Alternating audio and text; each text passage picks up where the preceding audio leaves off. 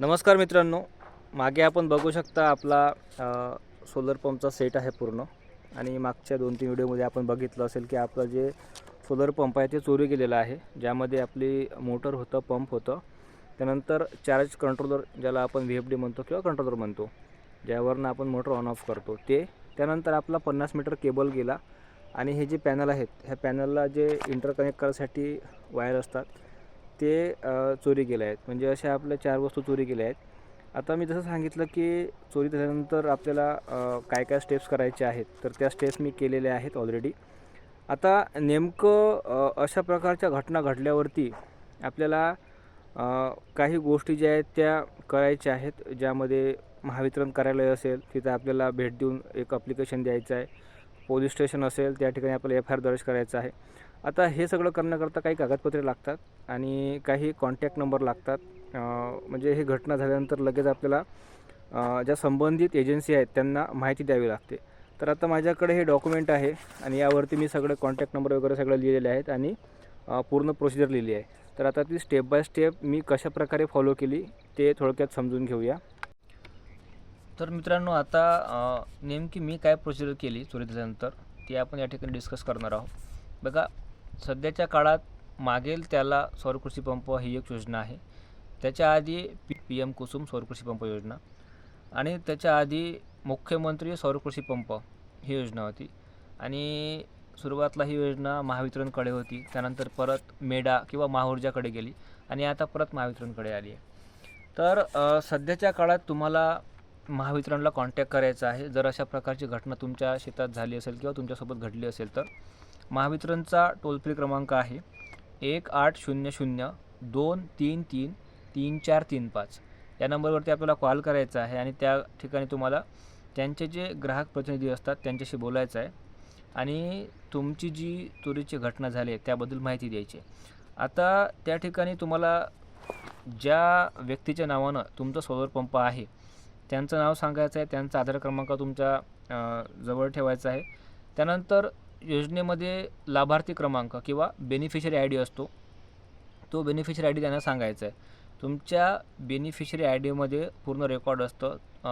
तुम्ही घेतलेली जी योजना आहे ती कुठली आहे, यामध्ये PM कुसुम असेल किंवा मुख्यमंत्री कृषी सौरपंप योजना असेल किंवा मग सध्याच्या काळात जी सुरू आहे मागेल त्याला सौर कृषी पंप, यापैकी कुठले असू शकतं. तर बेनिफिशरी ID खूप महत्त्वाचा आहे.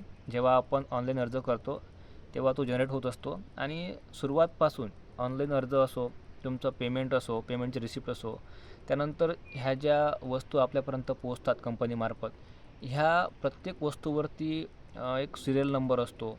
तर त्या सगळ्या गोष्टी आपल्याला जपून ठेवायच्या आहेत. मोटर असेल, कंट्रोलर असेल, पॅनल असतील, केबल असतील, तर ह्या सगळ्या वस्तूंचे फोटो आपल्याला काढून ठेवायचे आहेत.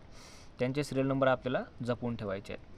आणि जेव्हा आपल्या शेतात इन्स्टॉलेशन कंप्लीट होतं तेव्हा जे कॉन्ट्रॅक्टर कंपनी आहे त्यांचे प्रतिनिधी असतात, ते आपल्याकडून एक हमीपत्र लिहून घेतात आणि त्यावरती सुद्धा आपल्याला वाचून चेक करायचं आहे की ज्या ज्या वस्तू तुम्हाला मिळाल्या आहेत त्या त्या ठिकाणी लिस्टेड आहेत किंवा नाही, आणि नसतील तर त्यांना ते त्या ठिकाणी ॲड करायला सांगायच्या. आणि त्यावरती ज्या वस्तूवरती सिरियल नंबर असतील हे सगळे क्रॉस चेक करायचे आणि त्याची कॉपी तुमच्याकडे ठेवायची. कारण की जेव्हा 2021मध्ये जून महिन्यात आमच्याकडे इन्स्टॉलेशन झालेलं होतं त्यावेळेस मी प्रत्येक वस्तूच्या फोटो काढल्या होत्या. सोलर पॅनल जे आहेत त्या पॅनलवरती सुद्धा सिरियल नंबर असतात, त्याचे फोटो काढून ठेवले होते. मोटरच्या सिरियल नंबरचे फोटो काढून ठेवले होते. जे कंट्रोलर होतं त्याच्यावरती सुद्धा सिरियल नंबर होता, त्याचेसुद्धा मी फोटो काढून ठेवले होते. आणि जे आपल्याला एक शेवटचं एक हमीपत्र मिळत असतं, हमीपत्रावरती सगळ्या गोष्टी मेन्शन असतात की तुम्हाला कुठल्या कुठल्या वस्तू मिळाल्या, आणि त्याची कॉपी ही माझ्याकडे होती. तर पहिलं काम आपलं आहे की आपल्याला महावितरणचा जो टोल फ्री क्रमांक आहे त्यावरती कॉल करायचा आहे. दुसरं, योजनेअंतर्गत आपण जेव्हा लाभ घेतो तेव्हा त्या ठिकाणी जवळपास 90 ते 95% आपल्याला सबसिडी मिळते. आणि त्या ठिकाणी वेगवेगळ्या कंपन्या असतात. जेव्हा आपली निवड होते, निवडनंतर आपल्या त्या ठिकाणी आपल्या आवडीची कंपनी निवडायची असते. तर ती जी कंपनी असेल, आता माझ्या केसमध्ये माझी कंपनी जी आहे ते शक्ती पंप्स इंडिया लिमिटेड आहे. तर त्यांचा जो टोल फ्री क्रमांक असेल त्यांनासुद्धा आपल्याला माहिती द्यायची आहे.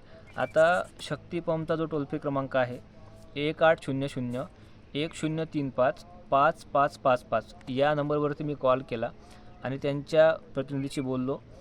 चोरीची घटना घडल्याची तारीख, त्यानंतर वस्तू कुठल्या कुठल्या चोरी गेल्या ह्या गोष्टीबद्दल, ह्या घटनेबद्दल पूर्ण माहिती दिली. आणि हे सगळं आपल्याला सांगायचं आहे. जर समजा तुमचं सोलर पंप वडिलांच्या नावाने असेल, आजोबाच्या नावानं असेल, तर त्या व्यक्तीच्या नावानेच तुम्हाला हे कंप्लेंट त्या ठिकाणी रजिस्टर करायची आहे. हे झालं. आता जेव्हा तुम्हाला पोलीस स्टेशनमध्ये एफ-आय-आर करायचा असतो तेव्हा तुम्हाला बिलं मागितले जातात.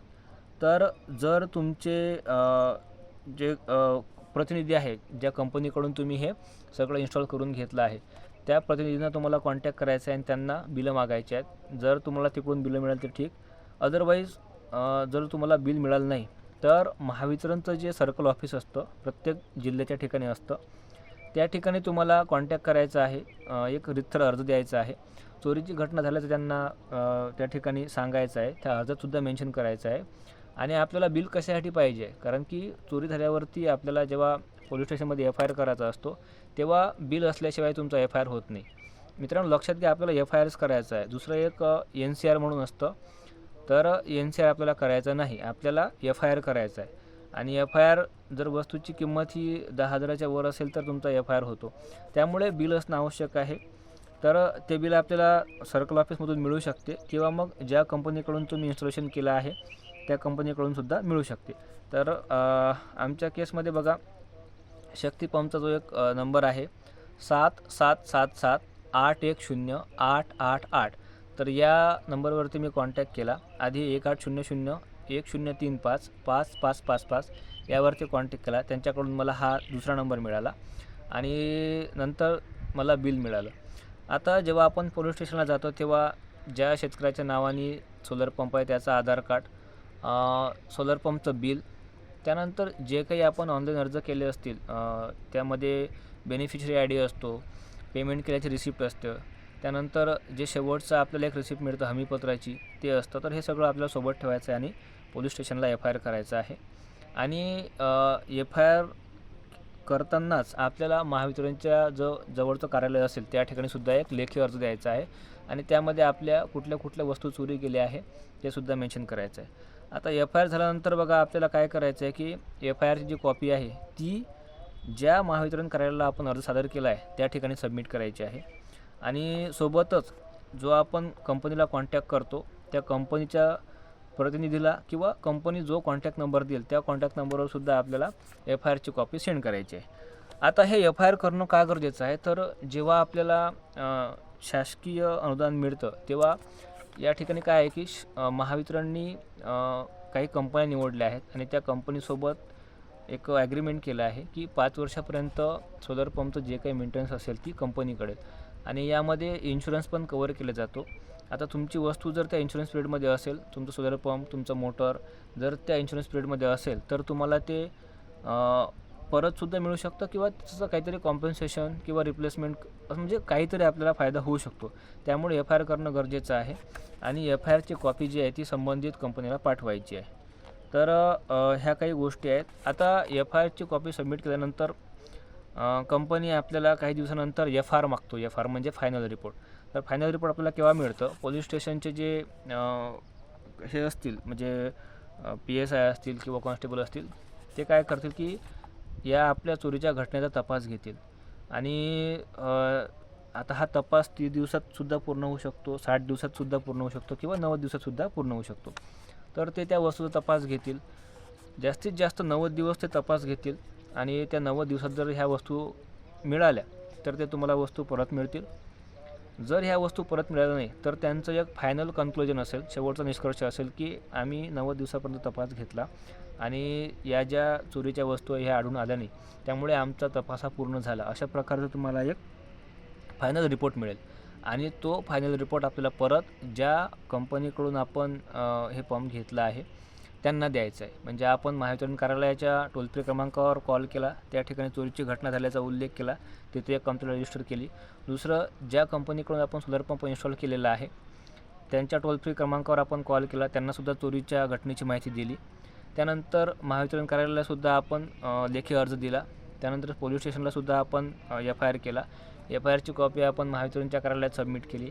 सोबतच ज्या कंपनीकडून आपण पंप इन्स्टॉल केला त्यांनासुद्धा आपण एफ-आय-आरची कॉपी दिली आणि हे झाल्यानंतर आता माझी जी प्रक्रिया आहे ते या स्टेजमध्ये आहे की मी सगळे डॉक्युमेंट FIR वगैरे महावितरण तसेच संबंधित कंपनीला सबमिट केले. आता मला जवळपास 3 महिने किंवा त्याच्या आतसुद्धा FR मिळू शकतो. FR म्हणजे फायनल रिपोर्ट हा मिळणार आपल्याला पोलीस स्टेशनकडून. आणि जेव्हा तो फायनल रिपोर्ट येणार तेव्हा मला तो रिपोर्ट सबमिट करायचा आहे आपल्या ज्या कंपनीकडून मी सोलर पंप घेतला आहे, शक्ती पंप्स इंडिया लिमिटेड, त्यांना सबमिट करायचं आहे. आता त्यानंतरची प्रोसेस काय असेल ते समोरच्या काही दिवसात तुम्हाला व्हिडिओच्या माध्यमातून कळेलच. तर मित्रांनो, अशा प्रकारच्या घटना जर आपल्या भागात घडत असतील तर ह्या स्टेप्स फॉलो करणं खूप गरजेचं आहे. आणि हे ज्या वस्तू चोरी जातात तर हे जे चोरणारे लोक आहेत हे प्रोफेशनल लोक आहेत, हे साधेसुधे नाहीत. कारण की त्यांना माहिती आहे की ह्या वस्तूचा वापर कुठल्या ठिकाणी होऊ शकतो आणि कशाप्रकारे होऊ शकतो. तर मित्रांनो, समोरच्या काही दिवसात जे काही अपडेट असेल त्या संबंधी तुम्हाला नक्की माहिती मिळेल.